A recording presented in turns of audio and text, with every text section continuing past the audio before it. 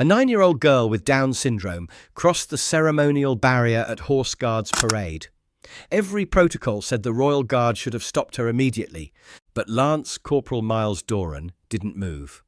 What happened next changed everything anyone thought they knew about duty, protocol, and what it really means to protect someone. Before we show you what unfolded, hit that subscribe button and tell us in the comments where you're watching from today. Let's get into it. The morning light came weak through London's grey clouds, casting Horse Guards Parade in that pale silver glow you only get when the city's still waking up.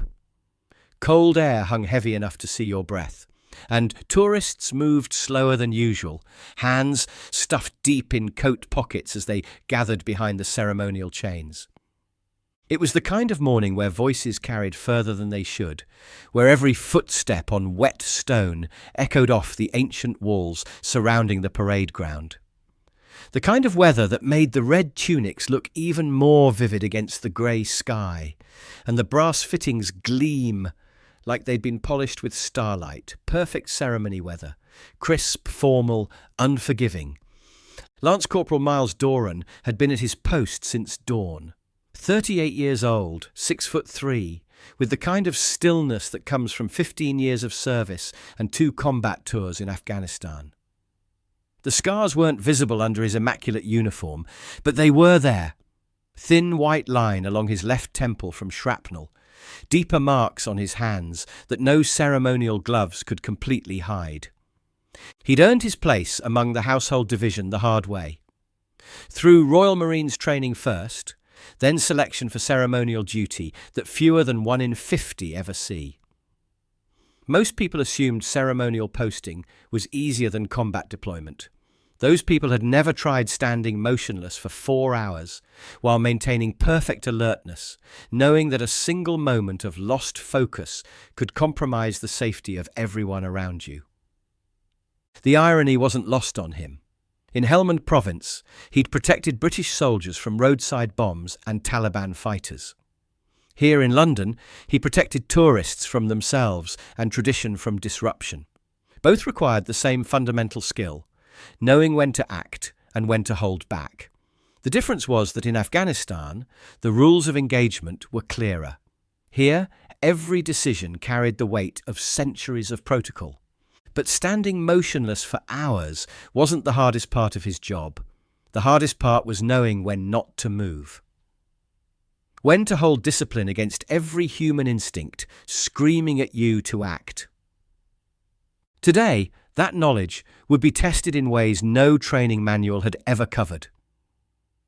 Behind the black iron chains pressed against the rope, with her face tilted up in wonder, stood Sophie Harding. 9 years old, blonde pigtails, slightly crooked from the morning rush, wearing a pink coat with ladybug buttons that her mum had picked out special for this trip. Her bright blue eyes tracked every movement in the courtyard with the kind of focused joy that only children possess, the way they can find magic in the most ordinary things. Sophie had Down syndrome, and this was her first visit to London from their home in Gloucestershire. The trip had been planned for months. Her birthday present, she'd called it, though her birthday wasn't until December. She'd spent weeks reading library books about the Royal Guards, practicing marching in their back garden, and asking her parents endless questions about why soldiers stood so still and whether they ever got tired. The night before leaving, she'd laid out her best dress on the bed, then changed her mind and picked her second best dress, because the first best one is for meeting the Queen, but the second best one is for meeting her guards. The logic was perfectly clear to her, even if it made her parents smile. She'd been talking about seeing the Queen's guards for weeks, practicing her salute in the mirror and asking her dad endless questions about soldiers and ceremonies and why they stood so still. She'd even insisted on wearing her best dress under the pink coat, because soldiers deserve respect, she'd told her father seriously. "Daddy," she whispered, tugging on her father Jonathan's sleeve, "that one's the strongest." Jonathan followed her gaze to Doran's position. Around them, other tourists pointed and whispered, some trying to get the guards to react, others snapping photos and videos. A group of teenagers kept making faces and silly gestures, hoping to catch a guard smiling on camera. But Sophie wasn't interested in any of that. Her attention was locked on one man. "They're all strong, sweetheart," Jonathan said, adjusting his grip on the camera strap around his neck. "No," Sophie said with the absolute certainty of childhood. "That one. He's different." She was right, though she couldn't have known why. What made Doran different wasn't his height or his bearing, though both were impressive. It was the way his eyes moved behind that perfectly still facade. Never obvious, never breaking character, but constantly assessing. Combat veterans never fully switch off that awareness, even in ceremonial dress, even surrounded by tourists instead of enemies. Doran had learned to read crowds the way other soldiers read terrain. The nervous father, clutching his son's hand too tightly, probably divorced, weekend custody, desperate to make everything perfect. The woman in the red scarf who kept checking her phone and glancing toward the gates, waiting for someone who was running late. The elderly man with the walking stick, who stood straighter when he saw the uniforms, probably remembering his own service decades ago, maybe career or national service. And the little girl in the pink coat, who hadn't taken her eyes off him for 20 minutes. In the Ministry of Defence inspection vehicle, 2 civilian officials watched through tinted windows. Dr. James Morrison, senior policy advisor, had been dispatched after a series of incidents involving tourist interactions with ceremonial guards. Nothing serious. A few unauthorized photos, some boundary testing, complaints about inflexibility in the digital age. "Crowds thicker than usual," Morrison noted, making marks on his clipboard. His colleague, Sarah Chen from the Palace Liaison Office, nodded.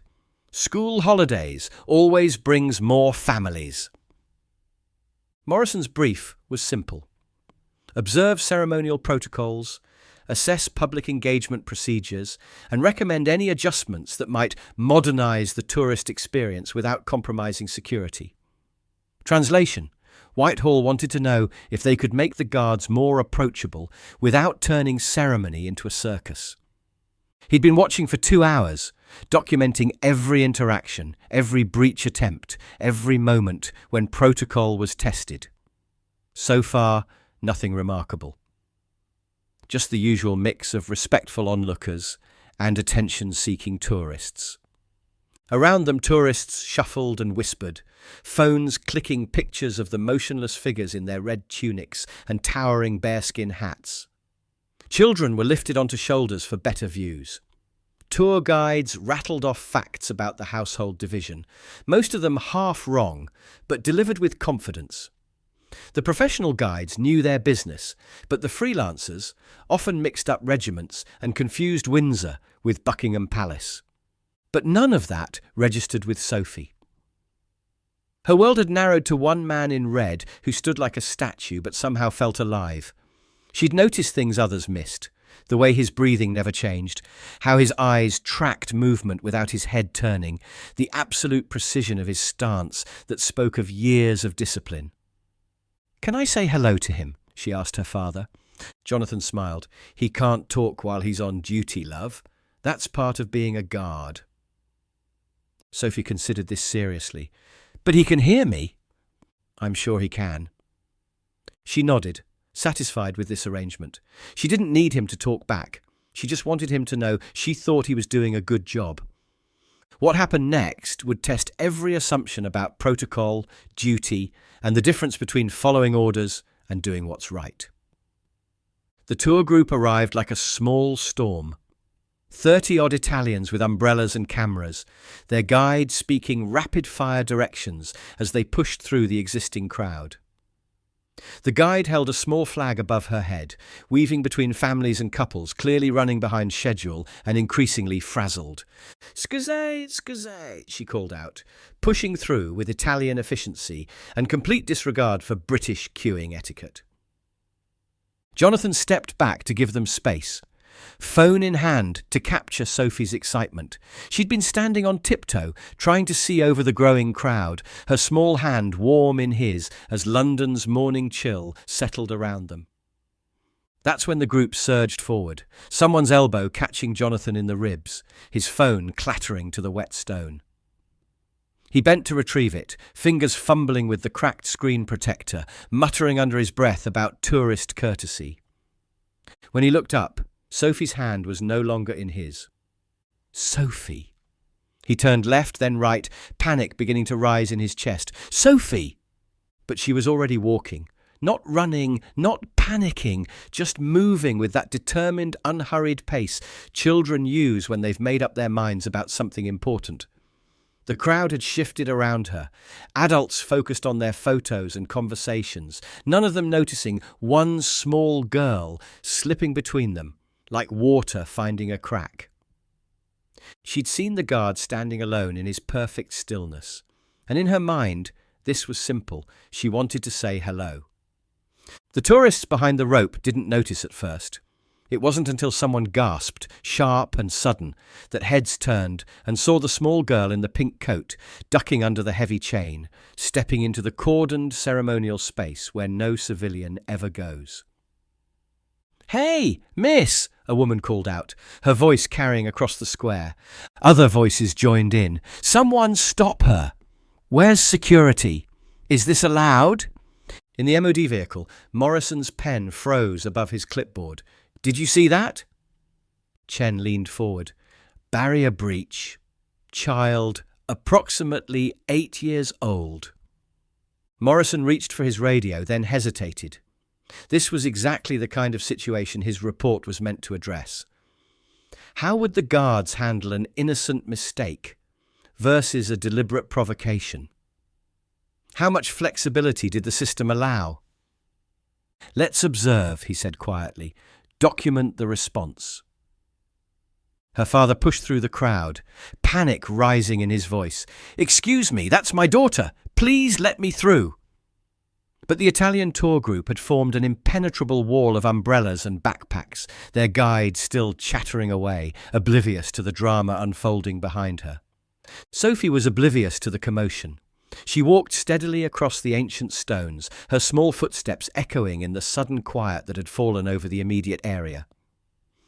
Past the invisible line that separated spectators from ceremony, past the point where tourists became trespassers, straight toward the towering figure of Lance Corporal Myles Doran. From his post, Doran saw her coming. Every instinct said move. Every regulation demanded action. Every protocol screamed that civilians do not cross that line under any circumstances. He'd been trained to respond to breaches immediately, decisively, without hesitation. But something made him hesitate. Maybe it was the way she walked, not sneaking or running, but with the open confidence of someone who genuinely believed she belonged there. Maybe it was her size. Clearly a child, clearly not a threat. Or maybe it was 15 years of experience that had taught him the difference between danger and innocence. In his peripheral vision, he could see the other guards maintaining their positions, trusting him to handle the situation. Guardsman Phillips at the far post hadn't moved, but Doran could sense his awareness, his readiness to respond if needed. They were a team, even in stillness. He watched a 9-year-old girl with Down syndrome walk right up to his boots and stop, tilting her head back to look up at him with pure, unguarded wonder. No fear in her eyes, no mischief, just curiosity, and something that looked remarkably like respect. In the ministry vehicle, Morrison's radio crackled. "Control to observation 1. Confirm visual on perimeter breach." Morrison looked at Chen, then back at the scene unfolding before them. Protocol demanded he report this immediately, call for security, document the failure of crowd control. Instead, he set down his radio and picked up his pen. "Barrier breach. Civilian child approaching guard position. Recommend immediate intervention." The radio crackled back. "Copy that. Dispatching security." A security steward reached for his mic, then paused, watching the scene unfold. Phone cameras swung toward the interaction, tourists unsure whether to record or intervene. And then Sophie reached out with one small hand and gently touched the black leather strap across Doran's chest, her fingers barely grazing the polished metal as if she was making sure he was real. The entire square held its breath. Doran looked down, slowly, deliberately. Their eyes met. Brown eyes looking up into grey ones, child meeting soldier, innocence encountering duty. And then he did something that shattered 18 years of ceremonial protocol. He moved. Not to stop her, not to maintain his post, not to call for assistance. He lowered his rifle from position and took one knee, bringing himself down to her eye level on the cold stone. The crowd gasped. Guards don't kneel. Guards don't break formation. Guards certainly don't abandon their posts for civilians. In the MOD vehicle, Morrison's pen stopped moving entirely. Chen's mouth fell open. This wasn't just a breach of protocol. This was a complete abandonment of everything they thought they knew about ceremonial duty. But Myles Doran wasn't just a guard in that moment. He was a soldier who'd learned the difference between rules and purpose, between protocol and protection. "You all right, little one?" he asked quietly, his voice carrying just far enough for the nearest tourists to hear. Sophie's face lit up like sunrise. "You're the bravest soldier!" Her words hit him unexpectedly hard. In Afghanistan, bravery had meant different things. Charging machine gun nests, carrying wounded comrades under fire, making split-second decisions that meant life or death. But kneeling here, breaking every rule he'd sworn to follow, somehow felt braver than anything he'd done in combat. From somewhere in the crowd, her father's voice carried, "Sophie!" But when Jonathan finally pushed through the tour group and reached the rope, when he saw what was happening, his daughter standing safe and unafraid beside the kneeling guard, he stopped. No shouting, no panic, just recognition that something important was unfolding. "What's your name?" Doran asked. "Sophie," she said. "What's yours?" "Myles." He'd broken protocol so completely that rank seemed irrelevant now. "You know you're not supposed to cross that rope." She nodded solemnly, her pigtails bobbing. "But I wanted to meet you. You look like you protect people." Something in her voice, that absolute honesty children possess before the world teaches them to doubt themselves, made Doran's expression soften, almost imperceptibly. "Well then, I'm honoured to meet you, Sophie." She stepped closer, studying his uniform with the intensity of someone memorising every detail. Her small fingers traced the air above his medals without touching them, showing a respect that most adults failed to demonstrate. "Do you protect the Queen?" she asked.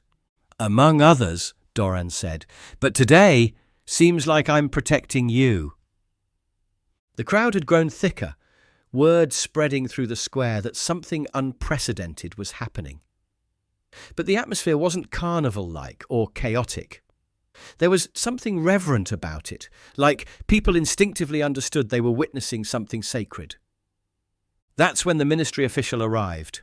Quick steps across the stone, clipboard in hand, face tight with institutional concern and bureaucratic panic.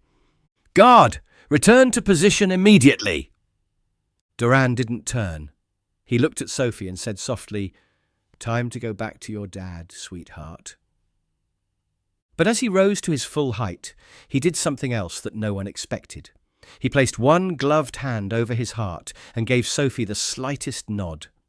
A gesture of respect between equals, soldier to citizen, protector to protected. Sophie understood instinctively. She stepped back slowly, then turned toward her father, who was now standing just inside the rope line, waiting with patient amazement. "Return to your post, Lance Corporal," the official said again, sharper this time, voice carrying across the square. Doran looked directly at him, meeting his eyes without flinching. Child was never a threat. She crossed protocol. "She crossed a rope," Doran replied evenly, "not a battlefield." The tension stretched tight as wire. Tourists shifted uncomfortably, sensing conflict but not understanding its source. The official's jaw worked like he was chewing something bitter. Then Sophie, now standing beside her father, did something that changed everything again. She raised her small hand in a salute. Not quite right, fingers not quite together, angle not quite correct, but earnest and real and more respectful than half the officials who visited these grounds. And Myles Doran, still as stone, responded with the slightest blink and an almost invisible nod. From a royal guard, that meant everything. The square had gone quiet in that particular way that happens when people witness something they don't fully understand but know is important. Phones were lowered without conscious thought. Conversations stopped mid-sentence. Even the tour groups seemed to sense they'd stumbled into something beyond their guidebooks, something that couldn't be captured in selfies or reduced to anecdotes. Jonathan knelt beside his daughter, arm wrapped gently around her shoulders. The morning chill had deepened, but neither of them seemed to notice. "Did I do something wrong, Daddy?" Sophie asked, her voice smaller now as the weight of all those watching eyes finally registered. "No, love," Jonathan whispered, his own voice thick with emotion. "You did something brave." The crowd began to shift slightly, people processing what they'd seen, trying to make sense of a moment that defied easy explanation. Some were already pulling out phones to share the story. Others seemed reluctant to break the spell with technology. That's when Constable Craig Donnelly arrived. He'd been patrolling the outer perimeter when someone radioed about a security breach near the guard post. 28 years old, 18 months on the force, and entirely unaware of what had actually transpired. Donnelly was ambitious, eager to prove himself after a recent commendation for apprehending a pickpocket near Westminster Bridge. He approached every call with the same aggressive efficiency, treating every situation as a potential career-making moment. Young, eager, and operating with the kind of rigid by-the-book mentality that doesn't allow for nuance or context. Donnelly had been specifically assigned to high-profile tourist areas after complaints about soft policing in central London. His superiors wanted visible authority, decisive action, zero tolerance for disruption. Donnelly came striding across the stones with purpose and completely the wrong idea, his boots clicking sharply against the wet pavement. He'd responded to the radio call, expecting to find a drunk tourist or a protester, not a little girl standing quietly beside her father. He saw the little girl, saw her standing inside the ceremonial area, and his training kicked in. The kind of response that treats every situation as a potential threat, every rule violation as a challenge to authority that must be met with immediate force. "You!" he barked, pointing directly at Sophie with the kind of aggressive gesture that made several tourists step back. "Step away from the barrier, immediately!" Sophie froze, confused by the harsh tone, the pointing finger, the sudden anger she couldn't understand. The gentleness of her interaction with the guard made this aggression feel like being slapped. Jonathan tried to position himself between the constable and his daughter, hands raised peacefully. "Officer, there's no problem here. She's already been spoken to. Everything's resolved." But Donnelly wasn't listening. He was seeing non-compliance. Seeing civilians who hadn't immediately obeyed his commands. In his mind, this was exactly the kind of tourist entitlement he'd been sent to suppress. He stepped forward and gripped Sophie's shoulder, firm, aggressive, the kind of physical contact that might be appropriate for a fleeing suspect, but was completely wrong for a frightened child. Sophie gasped and pulled back, nearly stumbling, her small face crumpling with sudden fear and confusion. Why was this man being mean to her? What had she done wrong? "Don't touch her!" Jonathan shouted, his voice cracking with parental fury. "What are you doing?" The crowd reacted immediately. Voices rose in protest. "Leave her alone! She's just a kid. What's wrong with you? The guard already handled it." An elderly woman near the front called out, "Shame on you, she wasn't hurting anyone." A man with a thick Yorkshire accent added, "That's no way to treat a child." The Italian tour group, finally understanding what was happening, began shouting in rapid Italian, their guide trying to translate the outrage for the constable, who was looking increasingly isolated. That's when Myles Doran moved again. One step off his post. Just one. But it carried the weight of absolute finality, the kind of movement that changes everything in a room without a word being spoken. His voice, when it came, was pitched to carry across the entire square. You don't put hands on children unless they're in danger. Donnelly spun around, startled to see the guard had abandoned his position, even more startled by the tone of voice that suggested consequences. She violated the perimeter. I was instructed to maintain order. Standard procedure requires immediate response to any breach of the ceremonial cordon. The regulations clearly state. She was escorted back 5 minutes ago, Jonathan said, his voice tight with controlled anger, one arm protectively around Sophie, who was now pressed against his side. From the crowd, voices began rising like a tide. "He's right! We all saw it! Leave the kid alone! The guard already handled it! You're making it worse!" Doran spoke again, quieter, but somehow more dangerous. "Step back from the child. Now." The constable looked around, suddenly realizing the crowd wasn't with him, that he'd misread the situation entirely. Sophie had buried her face in her father's coat, shoulders shaking with silent sobs that cut through the morning air like accusations. "I was responding to a call," Donnelly stammered, suddenly defensive. "Standard procedure requires immediate response to perimeter violations. The regulations clearly state that any civilian breach must be addressed with appropriate force to maintain order and security. I have authority under Section 12 of the—" "Nothing about that was standard," a new voice cut through the tension.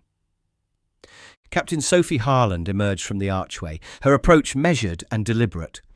20 years of service, most of it dealing with situations that required more judgment than procedure. Her boots clicked softly on the stone as she surveyed the scene, with the kind of professional assessment that missed nothing. She'd been watching from the security office, had seen the entire interaction unfold on the CCTV monitors, had watched a guard make a decision that every manual said was wrong, but every instinct said was right, had watched a constable turn a moment of human connection into a crisis through sheer, aggressive incompetence. "Constable," she said evenly, her voice carrying the kind of authority that comes from years of command, "I suggest you remove yourself from this situation before it requires paperwork neither of us wants to complete." Donnelly's mouth opened, then closed. He looked around the circle of disapproving faces, realized he was outnumbered and outranked, and nodded stiffly.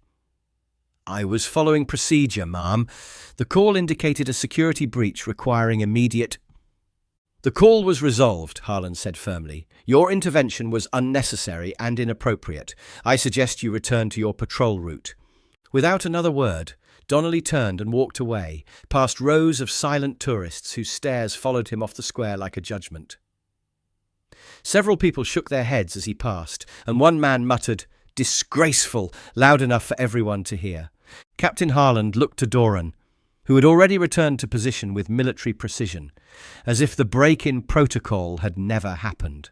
"Lance Corporal, report." "No threat to post or persons," Doran said, his voice returned to regulation neutrality. "Situation resolved through appropriate engagement."